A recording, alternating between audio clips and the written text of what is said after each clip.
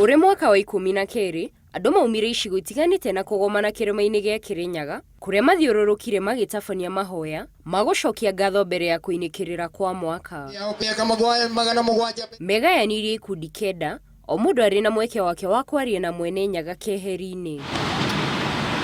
Mahoya mama ko turahoera mundu ni kuihoera kirathimo giake we mwene. Mauma na ngatho nyingi kuri mwene Nyaga niundu wa thayu bururi-ini, makihoya thayu uthie na mbere ona mwaka ukite na kuruta wira wa hinya wa mahoya.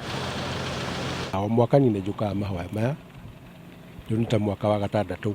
Maundu maria hoyaga ndamona mwaka mugima nyona makihinga, no mahoya maya muno makiria makoragwo mari ma kuhoera bururi. Eke ndimwire uhoro uyu wa mahoya ni kindu ya kioneki. Makwihubite nguo cia rangi umwe na ikuhaniriirie, makiuga rangi ucio ni kionereria gia thayu, makihoya merekeirie maitho mao kirima-ini na moete moko na iguru.